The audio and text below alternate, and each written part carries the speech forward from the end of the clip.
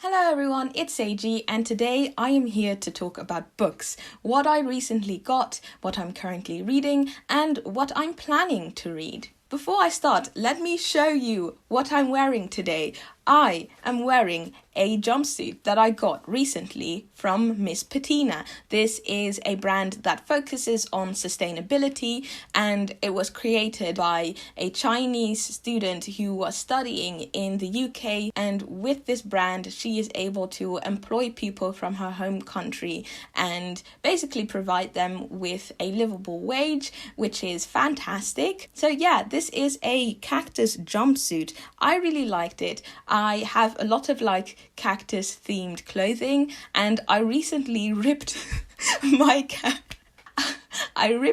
cactus themed pajamas when I was dancing. I think I did a leg lift and it just went at the crotch, so that was really unfortunate, but now I have this jumpsuit to compensate for it, so I'm very happy with it. Okay, let's start with the books. So I want to show you 4 books that I recently got. One was gifted to me by a publisher, so let's start with that one. Zora Me The Summoner, which was written by Victoria Bond, and this was gifted to me by Candlewick Press. They basically sent over their catalogue and asked me if there were any books that I wanted. I saw the name Zora and I thought, turns out it has Zora Neale Hurston as a character, which is super cool. So I was like, okay, I would really love to have this book. Turns out it is book number 3, the last part in a trilogy, and I found this out when it had arrived, so I felt a bit silly, not having researched the book well enough. But yes, let me just read the synopsis for you. In an acclaimed trilogy's finale, upheaval in Zora Neale Hurston's family and hometown persuade her to find her destiny beyond Eatonville. For Carrie and her best friend Zora, Eatonville has been an idyllic place to live out their childhood. But when a lynch mob crosses the town's border to pursue a fugitive and a grave robber resuscitates the ugly sins of the past, the safe ground beneath them seems to shift.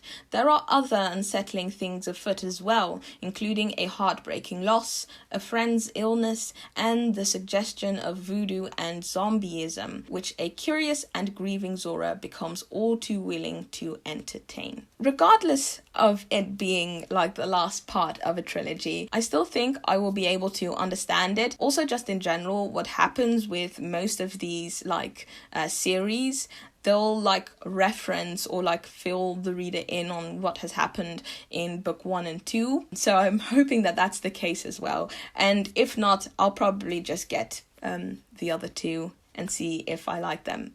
So yeah, that's the first book. Then I have Bakemonogatari, which was written by Nishio Osin, and this was translated from the Japanese to the English by Ko Ransom. It's the first book in the Monogatari series, which also has an anime and manga adaptation. The series is about a high school student called Koyomi Araragi. He survives a vampire attack, after which he starts helping girls who are involved with supernatural beings. So yeah, I'm not completely sure what this book is all about. I had actually wanted to pick this one up about, I think, a year or 2 ago because I really liked the cover art, but I read something that made me think that this was a very lewd series. For some reason, I don't know exactly what it was, but I started watching this podcast called Trash Taste, which features 3 Anitubers, and they all love the series, and I just got really excited about it, so I thought, why not try it out? So I got the book, basically. Yeah, just really looking forward to giving it a shot and letting you all know my thoughts. Then I also got a manga, Solanin by Inyo Asano, and I got this because a couple of months ago I received an online arc of Downfall, which he had created as well, and what really caught my attention was the art style. Eventually I didn't read the arc, but I ended up just waiting and buying a physical copy of it, and I read it about a week or two ago and really liked it. So I was just trying to find more of his work, and saw Solanin sounded really good, so I thought, why not? Anyway, Solanin is about a girl who is a recent graduate, and she has just started a job as an office lady, which she absolutely hates. Her boyfriend is just permanently crashing at hers because he's an illustrator and doesn't really make a lot of money. And she's kind of like at this point, like between the rest of her life and finishing her education, and she doesn't really feel like she's cut out for the real world, which is like total mood. And the story sounded like one that I think I will be able to relate to a lot, so I thought, why not pick it up? And I actually decided between getting Solanin, his manga series called Dead Demons, Dededede Destruction, and Oyasumi Punpun, but I figured since those were series, I might as well just get one that I can quickly read, and then I can start the other ones if I'm interested in them. But yeah, if you've read any of these that I've mentioned, do let me know your thoughts. I always think it's very interesting to hear how other people experience literature. That's like the whole like point of my channel anyways. And yeah, the last book that I wanted to talk about with regards to like my book haul is Diary of a Young Naturalist by Dara McAnulty. And like a couple of months ago I made a video about neurodiversity, and I talked about learning more about it, reading more literature by people on the spectrum, as well as like taking steps to getting diagnosed myself. And then the pandemic hit, and like all of the plans that I had with regards to other things as well just kind of like flew out the window. But I'm slowly like getting back on track, and a couple of weeks ago I saw this book, and as usual, what piqued my interest was the cover. I loved like the bright yellow and the other colors like the blues and stuff. But yeah, turns out the content of the book also sounds really interesting. So this book basically chronicles McAnulty's life as a conservationist and environmental activist, whilst just being a normal teenager with autism and like homework and exams. And like I said, the book just sounds really cool, and this is definitely one that I would love to review on the channel in the future. So that was basically the book haul. Now for the books that I'm currently reading, basically it's just everything that I didn't manage to read last month, and I actually like made a video talking about these books, so I'll just quickly go through them.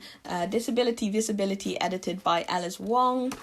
Olivia by Dorothy Strachey, Near to the Wild Heart by Clarice Lispector, and The Souls of Black Folk by W.E.B. Du Bois. I am, however, reading one extra book because it is August, of course, and I just finished reading The Street by Anne Petrie with my Diverse Classics book club, and now we're reading the book for August, which is The Aleph and Other Stories by Jorge Luis Borges.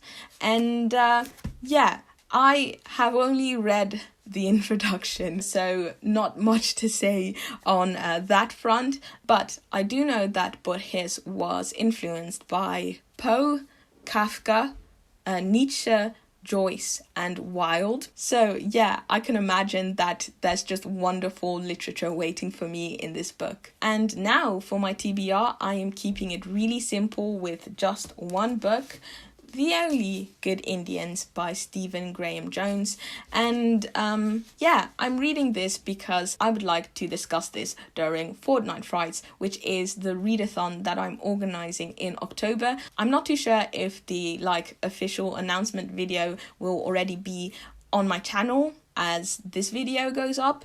But yeah, I'm organizing a readathon in October from the 18th of October until the 31st, and it's really just centered around like horror, creepy literature. It has the goal of being as inclusive and as accessible as possible, and by that, in terms of being inclusive, I mean, like, we're going to be talking about LGBTQ plus horror, we're going to be talking about disability, not only UK and US horror, which really dominates the genre. We're going to be looking at classics and yeah, just loads of stuff.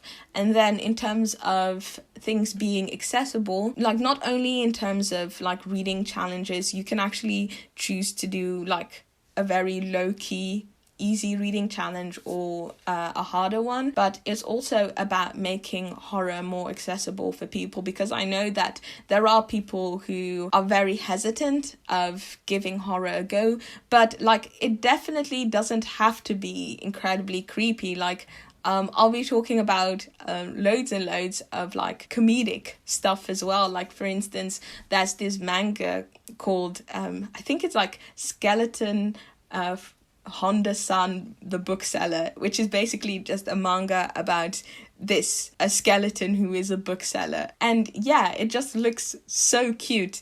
And yeah, that's kind of like where my mind is at the moment. But yeah, I will be talking about this more in the run-up to it.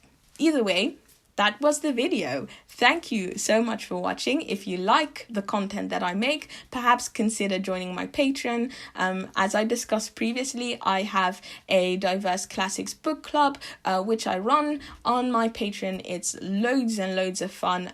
Last month, reading The Street by Anne Petrie was amazing. We had such great discussion. But yeah, if you'd like to join, you can join. You can also support me by donating a coffee, and also just by liking, commenting and subscribing. Either way, thank you so much for watching, and I hope to see you in another video.